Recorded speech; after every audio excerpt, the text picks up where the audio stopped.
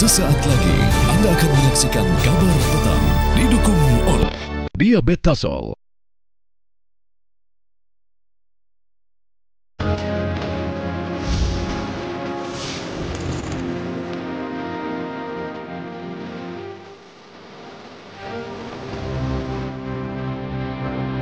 Seorang pemuda yang tengah ikut tradisi keliling kampung untuk bangunkan sahur dianiaya oleh seorang warga karena merasa terganggu.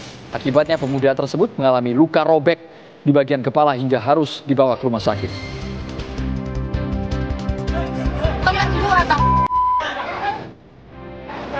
Oh ya Allah, astagfirullah, ya Allah, ya Allah, astagfirullah, ya Allah, hebat, ya Allah, ya Allah, biarin buktiin, astagfirullahaladzim.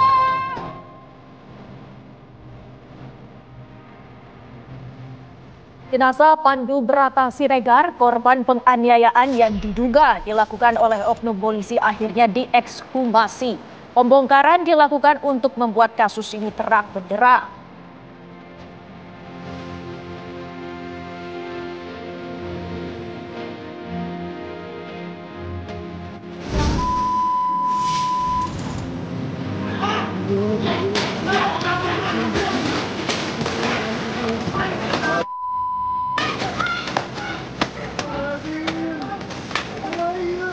Seorang pemuda tewas akibat dikeroyok oleh puluhan anggota geng motor di dalam sebuah minimarket di kawasan Cimaung, Kabupaten Bandung, Jawa Barat. Korban tewas dengan sejumlah tusukan di sekujur tubuhnya.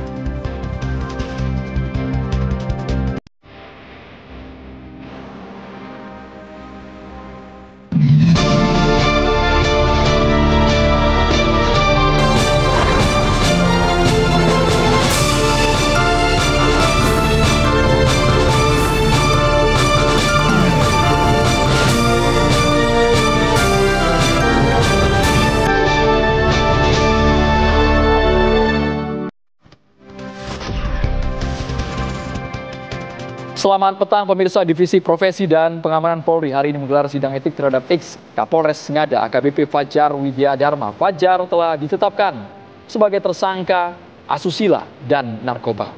AKBP Fajar terancam hukuman berat dan terancam dipecat secara tidak hormat. Hukum berat mantan Kapolres bejat. Saksikan dalam Kabar Petang selengkapnya bersama saya Widi Werintonia dan Andromeda Merkuri. Inilah Kabar Petang untuk Anda.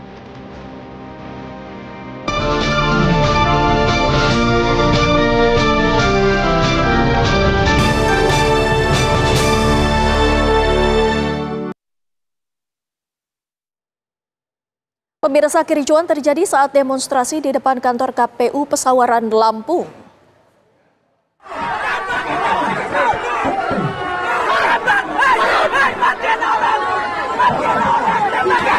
Demonstran saling dorong dengan petugas. Kericuhan bertambah saat sebuah mobil demonstran nekat menerobos.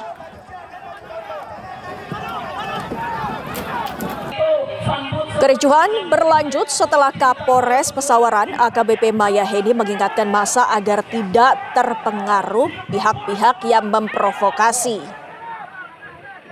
Demonstran menuntut KPU Pesawaran transparan dalam tahapan pelaksanaan pemungutan suara ulang.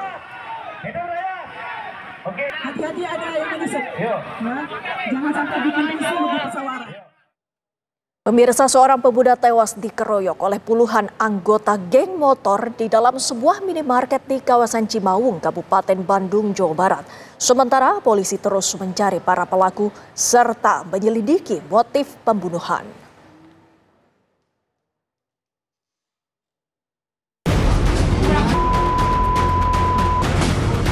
Aksi geng motor kian brutal.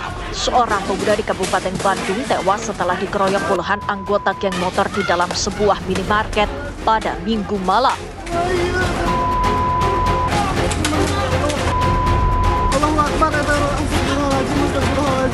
Tanpa alasan jelas, pelaku anggota geng motor mengeroyok dengan senjata tajam secara membabi buta.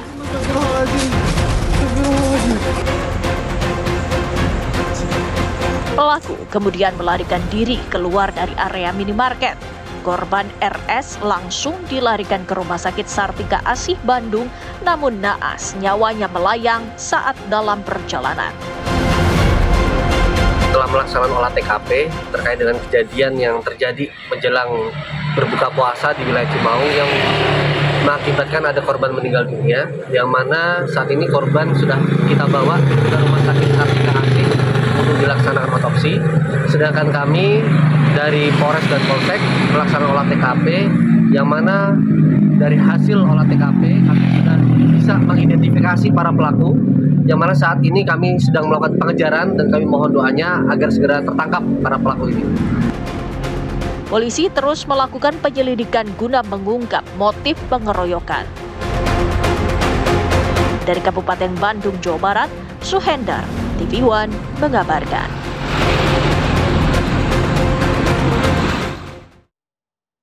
Seorang pemuda yang ikut keliling kampung untuk membangunkan sahur dianiaya seorang warga. Kepala korban terluka akibat dipukul dengan airsoft gun oleh pelaku yang terganggu dengan kegiatan membangunkan sahur. Oh ya Allah! Ya Allah! Kegiatan membangunkan sahur di Kampung Duku Citerep, Kabupaten Bogor berubah menjadi kepanikan karena seorang pemuda menjadi korban kekerasan. Ya Allah! Biarin! Pemuda bernama Evan, 17 tahun, mengalami luka pada kepala karena dipukul seorang warga dengan senapan mainan. Pelaku diduga kesal karena terganggu dengan kegiatan membangunkan sahur.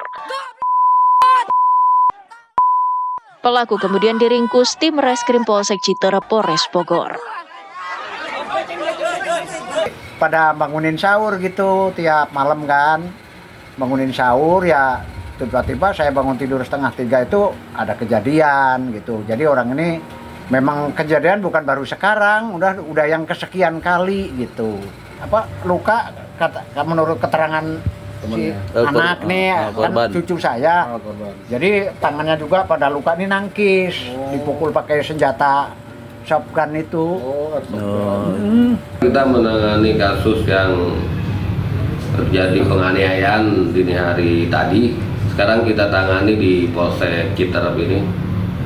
Untuk pelaku sudah diamankan? Udah kita amankan, sedang dilakukan pemeriksaan. Korban dibawa ke rumah sakit untuk menjalani perawatan, sementara pelaku diperiksa di unit Reskrim Polres Citerep, Bogor, Jawa Barat. Dari Bogor, Jawa Barat, Usep Saripudin, TV One mengabarkan. Jenazah Pandu Brata Siregar yang tewas diduga dianiaya oknum polisi akhirnya diekshumasi atau makamnya dibongkar. Polisi melakukan hal tersebut untuk mengetahui penyebab pasti meninggalnya korban.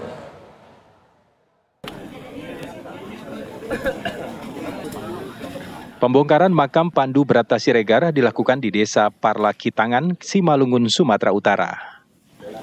Saat polisi hendak membongkar makam Pandu Brata, salah satu keluarga korban pingsan di dekat makam. Polisi membongkar makam Pandu Brata untuk mengetahui penyebab meninggalnya korban yang menurut keluarga dianiaya oleh oknum polisi saat ditangkap.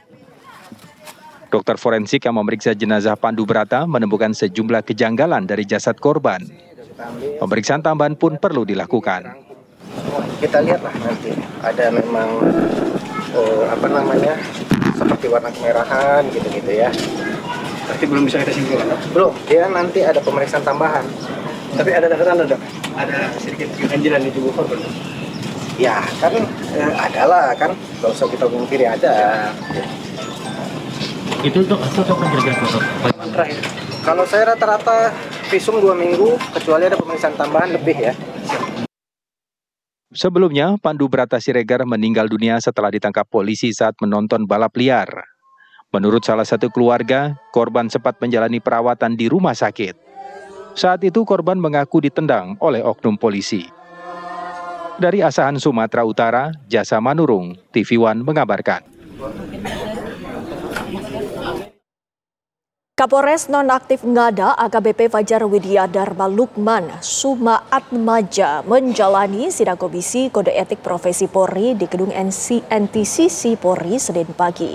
Fajar diperiksa atas kasus dugaan tindak asusila terhadap anak di bawah umur serta penyalahgunaan narkotika.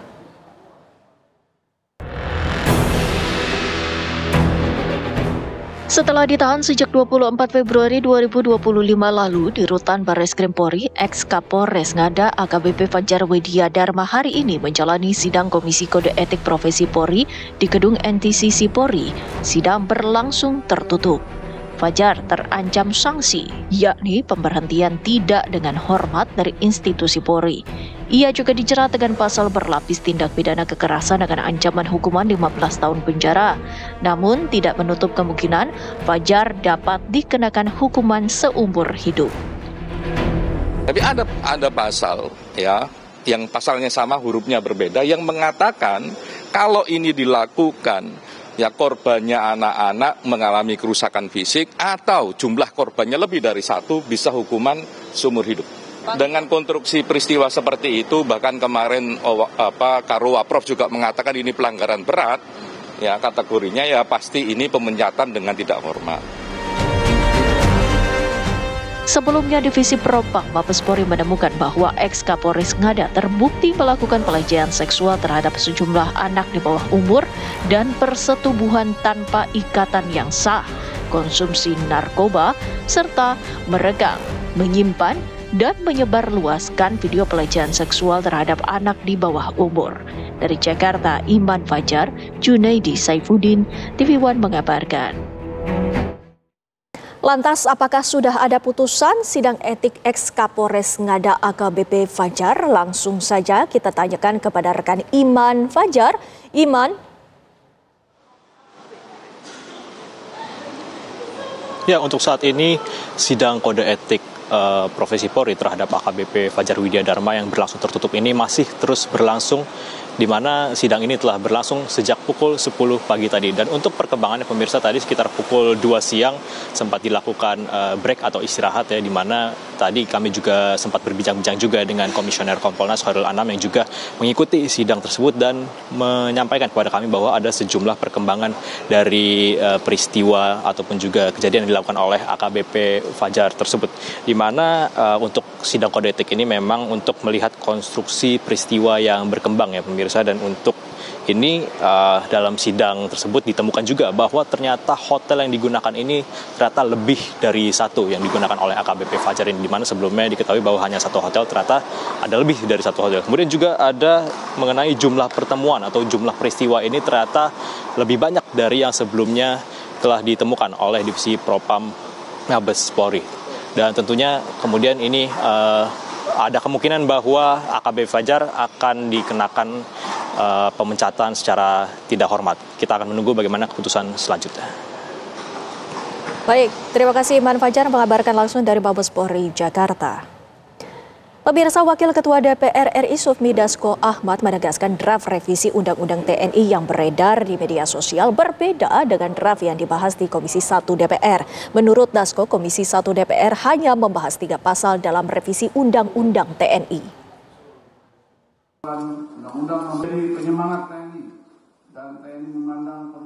Pimpinan DPR akhirnya bersuara merespons polemik revisi Undang-Undang TNI.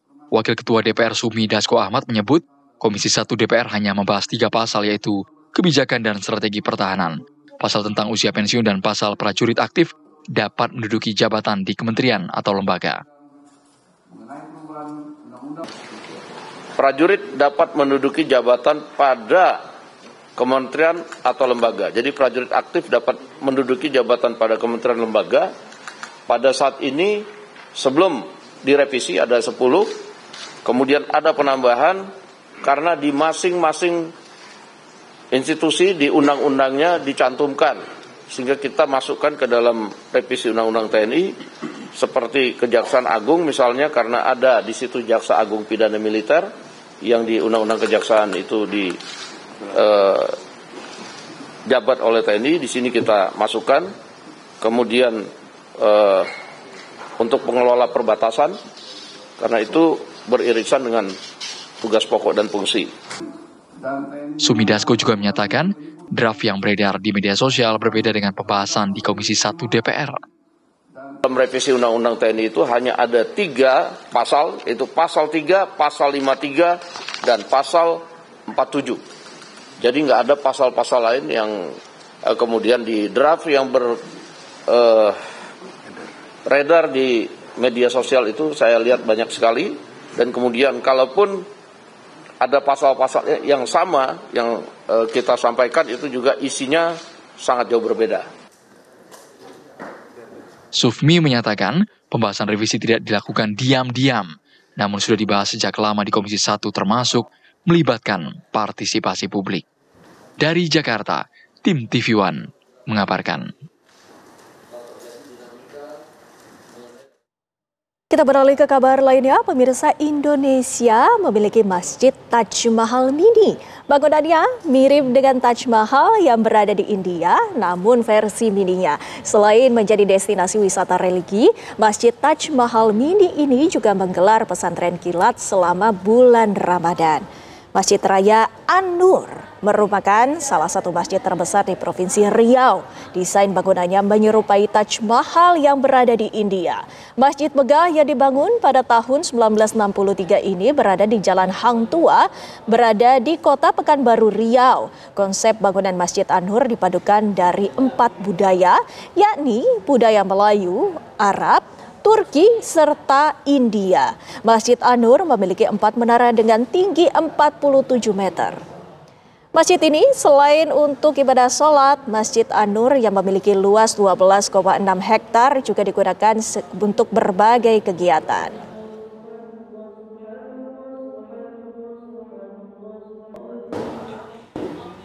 Pelabuhan dan stasiun mulai ramai dengan para pemudik yang ingin pulang ke kampung halaman lebih awal. Selengkapnya akan kami hadirkan bagaimana suasana dari arus mudik ini sesaat lagi.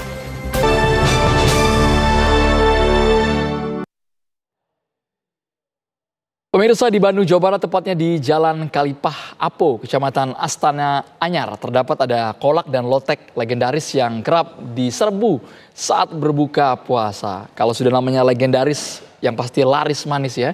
Ini ada kolak legendaris yang telah ada sejak tahun 1953. Tiap tahun variasi menu kolak bertambah untuk dapat terus memikat pelanggan. Sambil kita lihat kolaknya. Sangat nikmat sekali meskipun di Jakarta buka puasa sekitar 1 jam lagi. Ada 5 menu kolak yang bisa dipesan para pembeli untuk menu buka puasa. Selain kolak, di sini juga ada menu minuman segar. Yang satu lagi apa Bu? Jali sama apa? Ada es cendol, es campur, serta lotek yang tentunya tidak sepi dari peminat. Karenanya pemirsa, setiap bulan Ramadan, warung kolak dan lotek yang berada di Kalipah Apo ini diserbu pembeli, baik yang berasal dari Bandung maupun dari luar kota. Harganya juga sangat terjangkau, hanya Rp21.000 per porsinya.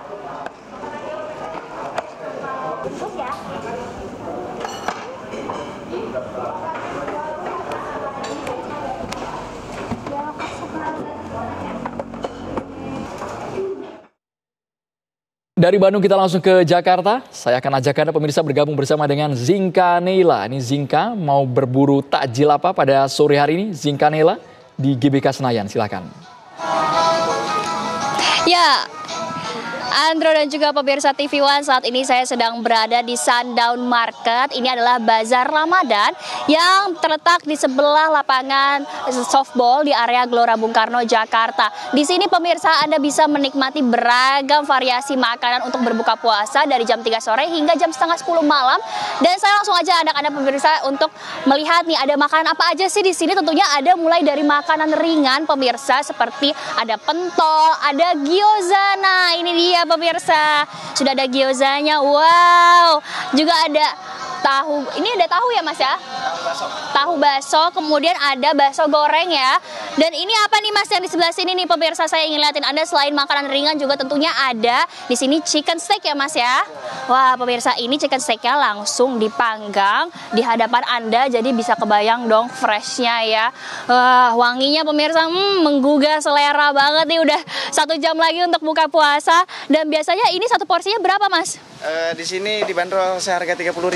30.000 dan chicken steak dapat apa aja Mas? Ada ingmat kentang, kentang, sayur, dan beef sausnya. Nah pemirsa, untuk harga 30.000 bisa dapat udah dapatnya ayam, kentang, sama saus. Ada 3 rasa. Oke. Nah, yang paling recommended menunya apa nih, Mas? Kalau yang paling recommended itu di sini chicken stick. Paling menu utama. Iya, paling laris. Wah. Kalau ini bumbunya ada apa aja nih, Mas? Yang di sini pertama ada barbecue, ini mushroom, ini black pepper. Oke, bisa pilih berarti ya? Iya, bisa pilih. Oke. Nah, untuk satu porsinya ini biasanya dapat berapa, Mas? Daging ayamnya dan kentangnya. Kalau misalkan dari kentang itu kita kasih 3 potong tapi agak besar-besar. Dan kalau misalkan ukuran ayam itu paling besar itu segini seporsi. Oh, oke. Ini worth it banget pemirsa, dari 30.000 Anda bisa mendapatkan satu daging ayam yang cukup besar dan juga ini ada kentangnya, ada sayurannya seperti kacang panjang ya Mas, ada wortel dan juga Anda bisa memilih sausnya. Nah, tadi ini udah ada makanan ringannya, ada gyoza, tahu bakso, ada bakso goreng juga. Tapi pemirsa, tidak hanya makanan chicken steak ini saja, karena di seluruh sepanjang jalan ini pemirsa, ini adalah makanan yang bisa Anda coba dari Indonesia. Pemirsa, tadi saya lihat di sana ada nasi kapau, sate padang, martabak kubang, tapi juga pemirsa ada makanan khas internasional seperti dimsum mentai, zupa sup, dan tentunya beragam makanan lainnya. Nah, juga minuman untuk melengkapi berbuka puasa Anda. Pemirsa, Anda di sini bisa langsung duduk bersama kawan-kawan Anda untuk menikmati sepoi-sepoi angin Gelora Bung Karno sambil berbuka puasa, dan juga jika Anda beruntung bisa sambil menyaksikan sunset di area Gelora Bung Karno ini. Sementara demikian pemirsa, kembali ke Anda di studio. Zinka Neila mengabarkan langsung dari GBK Senayan Jakarta. Olahraga, kemudian menu buka puasanya lengkap ya di sana. Terima kasih banyak Zinka Neila. Pemirsa, pelabuhan dan stasiun mulai ramai dengan para pemudik yang ingin pulang ke kampung halaman lebih awal. Pelabuhan Nusantara Parepare, Sulawesi Selatan, lebih dari 3.000 pemudik tiba hari ini. Sementara di stasiun Pasar Senen Jakarta, apalagi mereka yang sudah dapat THR sudah cair, langsung mudik ke kampung halaman.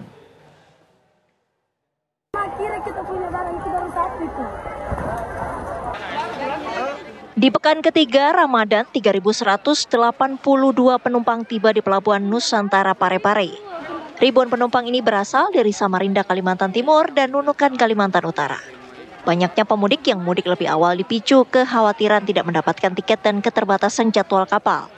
Selain itu, sejumlah perusahaan di Malaysia sudah mengizinkan pekerja mereka untuk mudik ke Indonesia. Kantor Kesyah Bandaran dan Otoritas Pelabuhan akan menyiapkan 15 kapal penumpang, termasuk 4 kapal kapasitas besar milik PT Pelni untuk mengantisipasi lonjakan pemudik. Sejumlah warga Jakarta memilih mudik lebih awal melalui stasiun Pasar Senen Jakarta. Hari ini sebanyak 6.197 penumpang berangkat dari stasiun ini. Angka ini diperkirakan terus meningkat dalam beberapa hari ke depan. Dari data KAI Daob 1 Jakarta, puncak arus mudik diprediksi terjadi pada 28 hingga 31 Maret 2025. Pada periode tersebut, jumlah penumpang yang berangkat dari stasiun Pasar Senen diperkirakan mencapai kapasitas penuh. Hingga kini PT KAI masih menjual tiket mudik lebaran dan menawarkan diskon 25% untuk perjalanan 18 Maret hingga 11 April 2025. Persiapan angkutan lebaran 2025, terutama moda transportasi kereta api, terus dilakukan oleh KAI Daob 6 Yogyakarta. Sebanyak 730 personel pengamanan akan dikerahkan untuk mengamankan perjalanan kereta maupun untuk mengamankan setiap stasiun. Daob 6 mencatat selama 22 hari mulai 21 Maret hingga 11 April 2025 sebanyak 231.842 tiket keberangkatan awal dari Daob 6 telah terjual. Untuk mengantisipasi lonjakan penumpang, KAI Daob 6 akan mengoperasikan 25 kereta reguler dan 11 kereta api tambahan. Tim TV One mengabarkan. Sesaat lagi di Kabar Petang, ramai menyoal takaran minyak goreng berlabel minyak kita yang tidak memenuhi ketentuan, mendorong pihak berwenang menggelar inspeksi mendadak di sejumlah tempat. Sesaat lagi hanya di Benang Merah dalam program Kabar Petang Indonesia.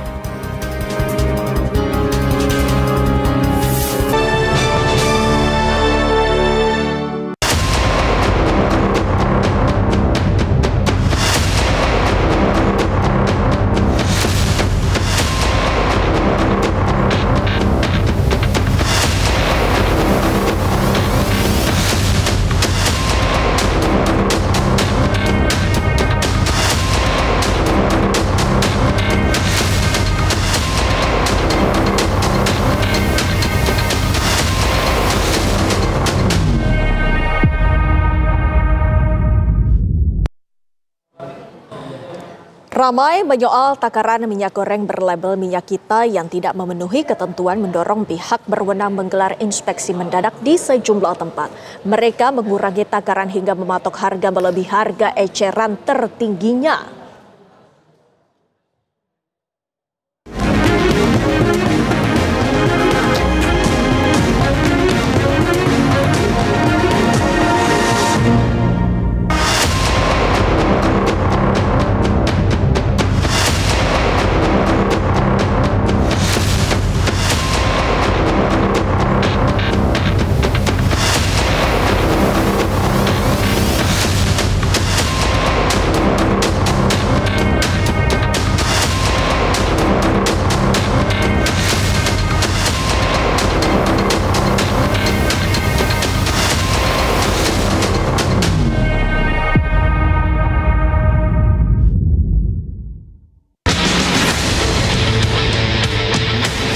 Melintang sejak pertengahan tahun 2022, minyak goreng kemasan rakyat Minyak Kita mencoba membantu masyarakat menyediakan minyak goreng dengan harga terjangkau. Namun keberadaan Minyak Kita belakangan tercoreng oleh ulah segelintir oknum yang mementingkan kantong pribadi. Mereka menyunat takaran setiap kemasan hingga 1/5 bahkan lebih atau setidaknya 200 ml. Sedangkan di karton atau botol tertera informasi per kemasan yaitu 1 liter. Pelaku percaya diri, ulah culas mereka seakan bakal aman-aman saja.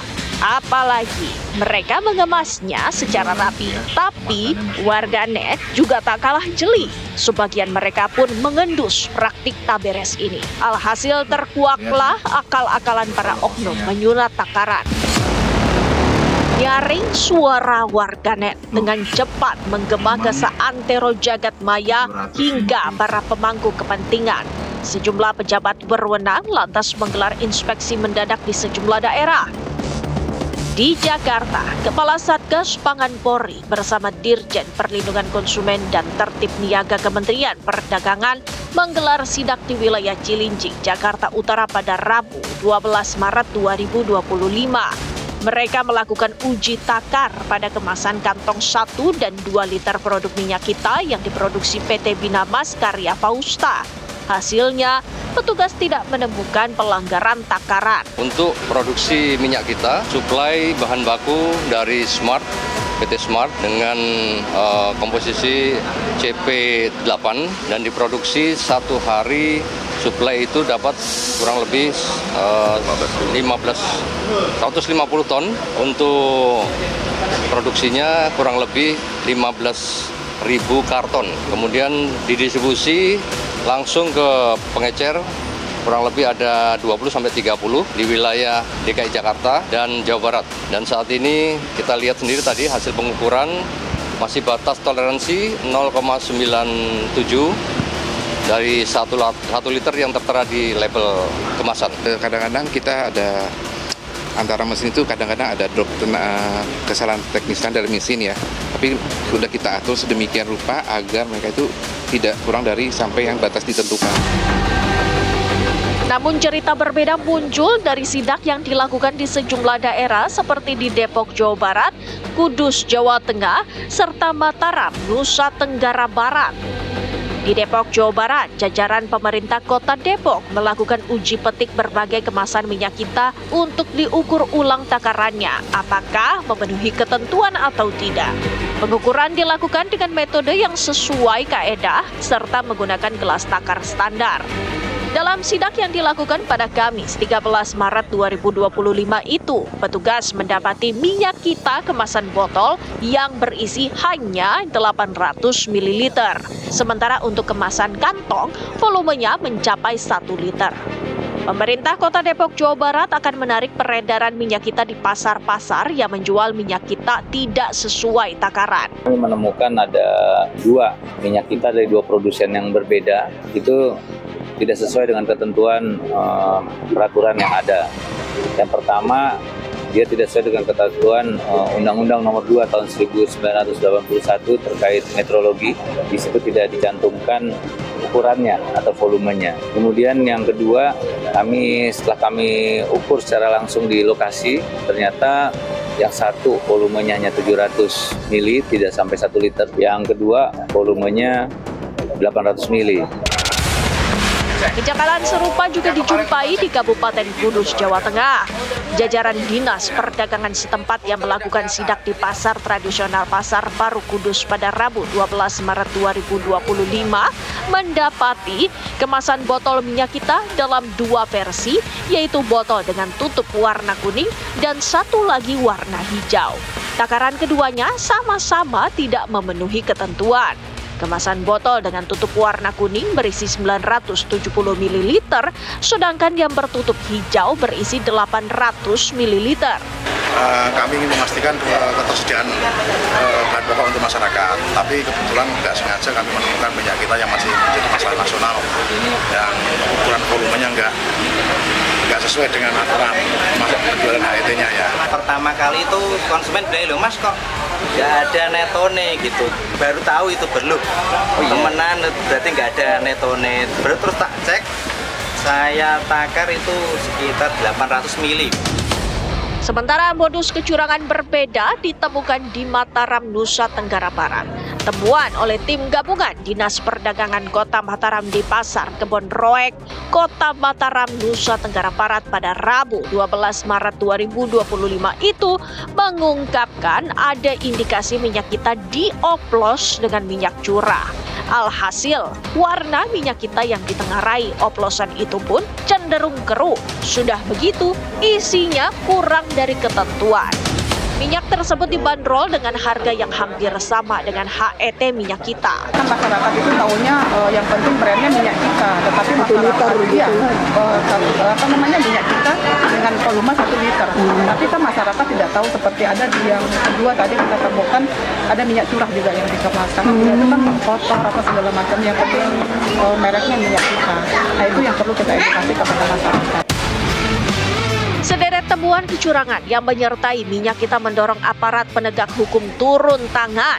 Polisi pun mengusut serius sejumlah produsen minyak kita yang isinya disunat.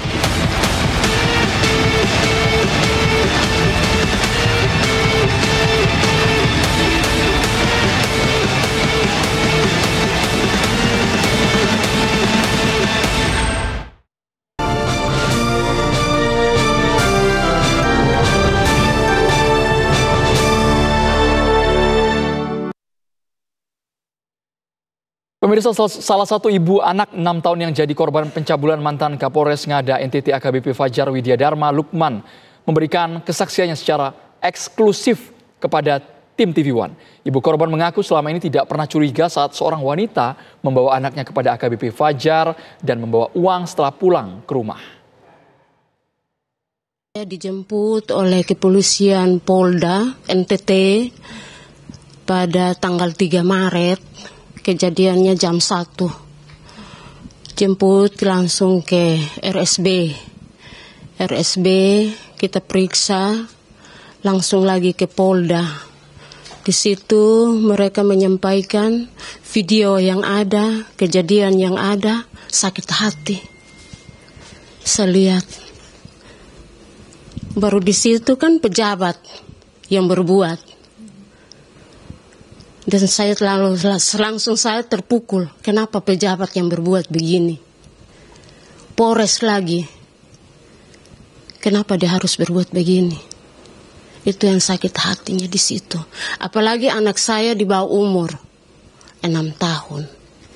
Tapi sebenarnya Mama, ini kan katanya si perempuan ini yang mengajak anak Mama ini, mengajaknya untuk bermain atau berjalan-jalan begitu Mama. Tapi sebenarnya seperti apa Mama cerita awal ya Mama sampai bisa diajak keluar Mama? Dia izin kakak untuk keluar, mereka bermain-main, mereka jalan-jalan dan saya kasih izin. Dan saya tidak tahu seperti ini yang terjadi. Karena saya tahu bahwa dia bawa anak saya itu sesama jenis dengan dia. Karena dia juga perempuan, dia bisa melindungi anak saya. Itu.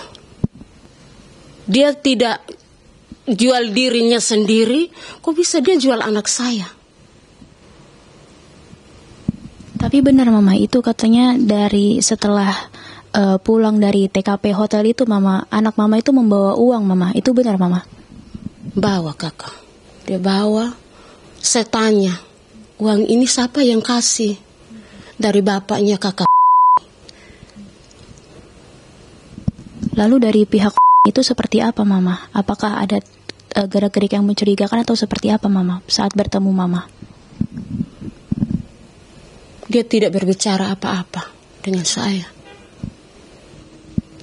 Saya minta dari atasan sampai dengan bawahan, saya minta supaya hukuman sesuai dengan dia punya perbuatan sendiri. Itu yang saya minta.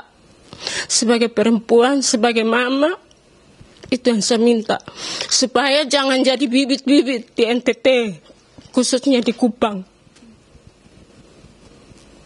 Itu saya mohon dari atasan.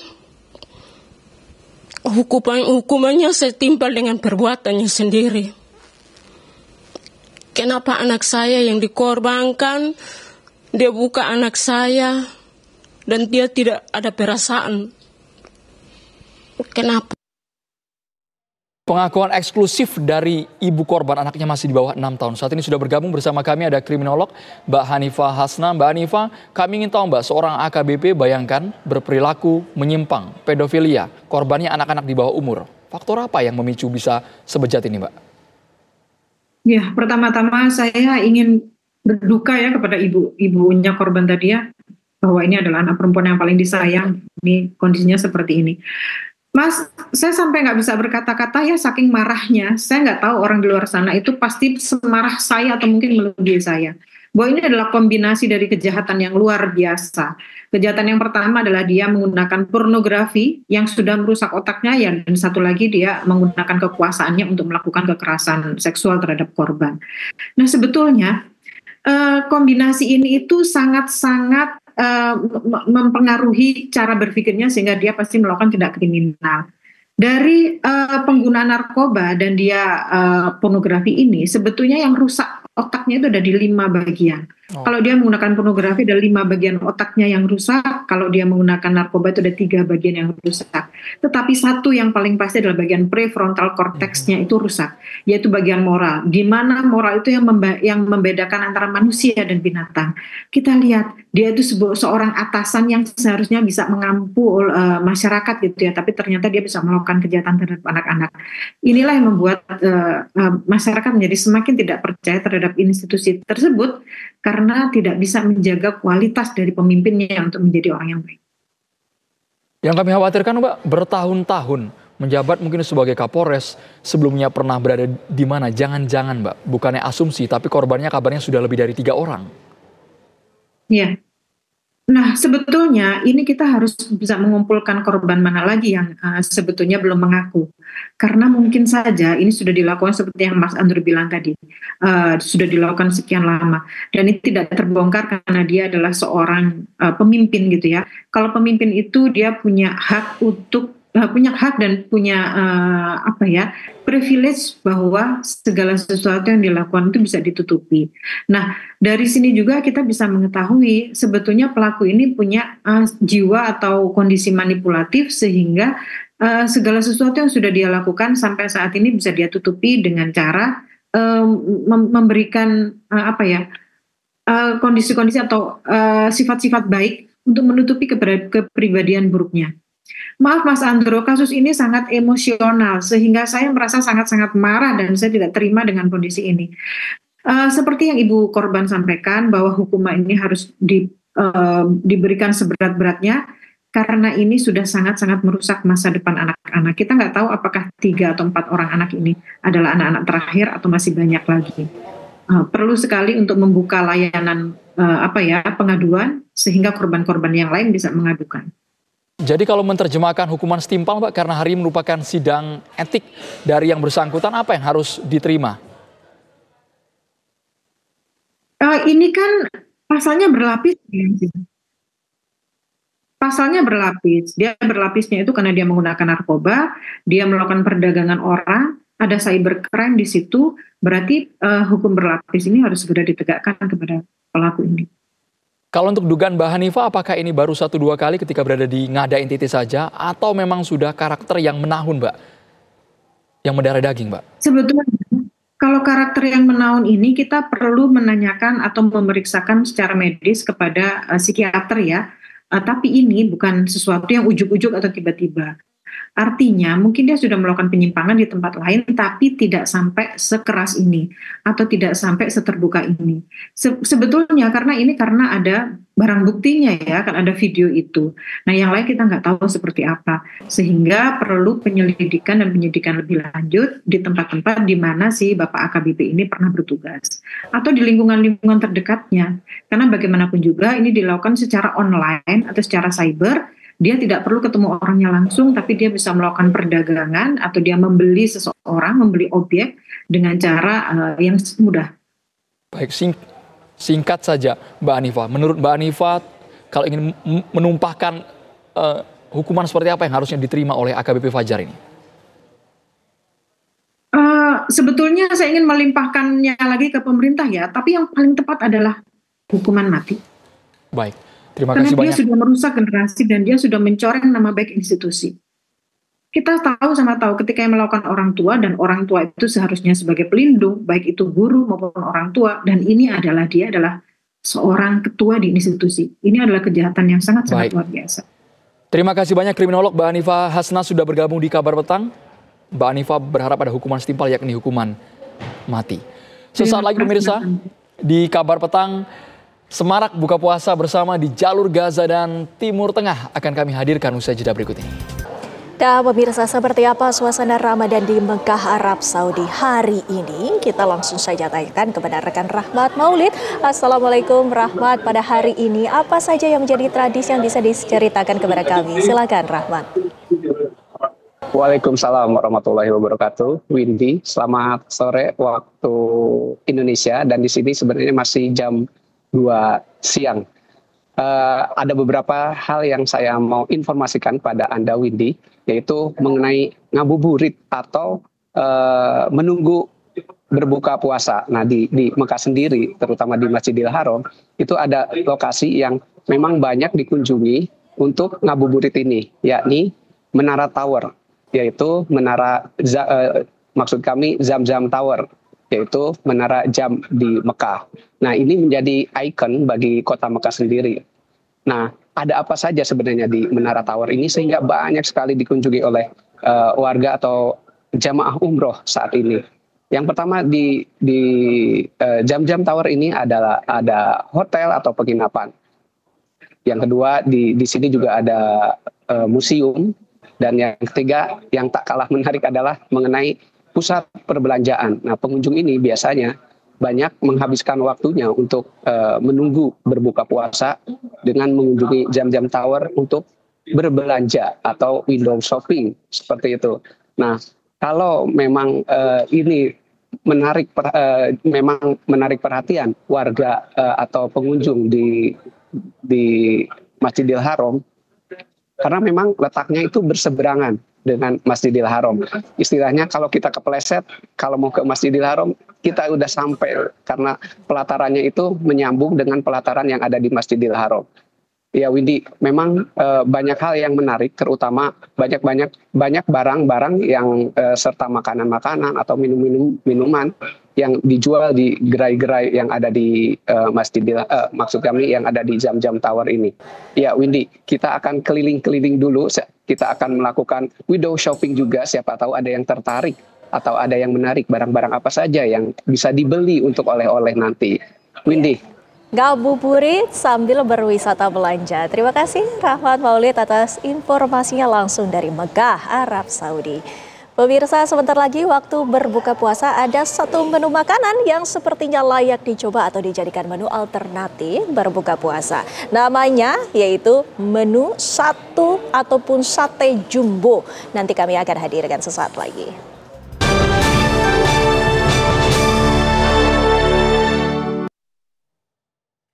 Pemirsa, sebentar lagi waktu berbuka puasa ada satu menu makanan yang sepertinya layak Anda coba. Ini menu alternatif satenya jumbo. Jumbonya harus gede gini. Wah, sejumbo apa nih? Salah satu hidangan yang terkenal di Klaten, Jawa Tengah adalah sate jumbo. Sate yang dijajakan di warung sate Taliroso, Desa Gadungan, Kecamatan Wedi ini memang berbeda dengan menu sate lainnya.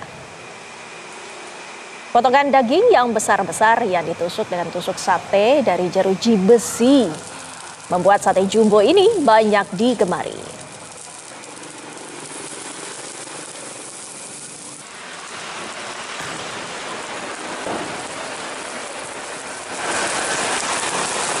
Potongan daging dibakar di atas arang hingga matang merata sampai ke lapisan dalam. Aroma daging bakar ditambah bumbu yang meresap ke dalam daging. Ya Andre ya? Cukup satu tusuk aja kayaknya udah kenyang banget ini. Ini benar-benar jumbo ini rasanya memang. Tapi kalau lagi lapar mungkin ada juga yang 10 tusuk. Itu kalap namanya ini, bukan lapar ini. Lagi kalap itu. Gurih pokoknya sate jumbo ini. Dari sate jumbo pemirsa kami akan langsung ajak Anda menuju ke Sally Alexandra di Jakarta. Apakah ada makanan yang mini, jumbo atau lengkap? Sally Alexandra. Baik, Cikini ke Gondang Dia, tapi kali ini saya nggak ke Gondang Dia, saya masih ada di Cikini untuk Andro dan juga Winnie dan juga pemirsa tentunya. Saya mau kasih rekomendasi makanan khas Sunda di Ampera 2 Tak Cikini, Kecamatan Menteng, Jakarta Pusat. Piring saya udah kosong di sini, masih kosong maksudnya. Dan sekarang mau saya isi dengan lauk-lauk khas Sunda untuk buka puasa saya pada kesempatan kali ini. Enak kali ya kalau kita makan ayam, aduh seger banget makan ayam, terus ditambah juga dengan lauk pauk lainnya. Tak lengkap kalau makanan Ampera 2 Tak ini tidak diisi dengan tempe goreng, nanti saya akan minta digoreng, kemudian juga tahu, aduh. Di sini sudah sangat ramai pemirsa, dari tadi saya menunggu mengantri tampaknya. Para pengunjung sudah sedari tadi mengambil menu-menu yang akan dimakan nantinya untuk berbuka puasa. Nah, di sini nih yang saya pengen banget adalah dadar jagung atau perkedel jagung untuk menu berbuka puasa saya pada kesempatan kali ini. Untuk Anda yang suka seafood, cumi juga sudah ada pemirsa, dan beberapa sate-satean, jeroan juga ada di sini. Jadi lengkap banget untuk menu berbuka puasa kita pada kesempatan kali ini. Tampaknya juga kalau Anda lihat di belakang saya saat ini, Andro, Windy dan juga pemirsa, para pengunjung begitu ramai untuk mempersiapkan dirinya berbuka puasa nanti. Saya coba tanyakan di sini, Mbak boleh minta waktunya sebentar Mbak, namanya Mbak siapa? Vinda. Mbak Vinda mau buka puasa pakai apa nih kali ini? Pakai ati, ayam sih paling sama tahu. Oke, nanti selamat berbuka puasa ya Mbak Vinda. Waduh, tampaknya memang banyak sekali yang memang dijadikan menu berbuka puasa kita pada kesempatan kali ini. Kalau Anda bisa lihat Andro, Windy dan juga pemirsa, kurus-kurus kayak gini makan saya banyak loh. Sebelumnya saya kembalikan ke rekan-rekan saya di studio, Andromeda dan juga Windy. Selamat berbuka puasa nantinya ya. Celia Alexandra, kami ingin tahu, mau nanya apa Windy? Kalau saya sih menu favorit Windy. Ya, menu favorit itu kalau nggak salah di sana ada sayur asem Celia, gimana? Ya betul, kalau berbicara soal sayur asemnya tuh agak jauh dari saya sebenarnya. Cuman saya akan ajak Anda, juru kamera saya akan menilik sedikit ke bagian sayur asem yang memang sedari tadi ini para pengunjung sudah mulai untuk mengantri di sana, mengambil nasi dulu, kemudian sayur asemnya di sana. Waduh, itu tampaknya itu menjadi menggugah selera sekali ya. Karena dari tadi pengunjung tampaknya di mejanya sudah ada sayur asem. Saya juga nanti mau ambil, Windy, Andro dan juga pemirsa. Tapi yang bikin menarik di sini adalah di Ampera 2 Tak ini adalah lalapannya yang segar-segar sekali. Jadi ketika kita makan nanti berbuka puasa dengan lalapan, kemudian dengan makanan yang sudah saya siapkan nanti tinggal dipanaskan maupun digoreng, itu akan buat perut saya begitu kenyang dan juga puasa saya yang hari ini sedari pagi itu begitu rasanya menjadi berkah gitu ya. Nanti Andro dan juga Windy jangan lupa datang ke Ampera 2 Tak untuk berbuka puasa di sini. Mungkin lain kali saya kembalikan ke Anda di studio. Baik, terima kasih Celia sudah mengabarkan dan juga memberikan alternatif dan juga informasi ini buka puasanya nanti pilihannya pakai apa. Nih ada satu menu favorit lainnya yang sedang hits dan menjadi buruan warga Kota Garut, Jawa Barat. Sepertinya ini cocok untuk menu buka puasa Anda. Pemirsa, di Garut ada sebuah menu. Coba kita buka pelan-pelan, ada apakah yang keluar dari sana? Ternyata sajian daging yang dimasak dengan cara diasap. Lihat, daging ayam, bebek, ataupun sapi dimasak dengan cara diasap di dalam tungku selama 6 jam. Jadi kalau 6 jam biasanya dijamin empuk. Aroma yang muncul dari cara memasak di asap ini betul-betul menggugah selera. Menu andalan yang banyak dipesan adalah daging sapi asap yang dimasak tanpa minyak dan hanya menggunakan bumbu oseng bawang. Sei sapi menjadi favorit segala lapisan. Nasinya bisa tambah sampai 2 porsi. Karena di Jakarta beberapa menit lagi kita harus tutup kabar petang hari ini. Saya Andromeda Mercury. Dan saya Windy Melintoria pamit undur diri. Selamat petang. Sampai jumpa.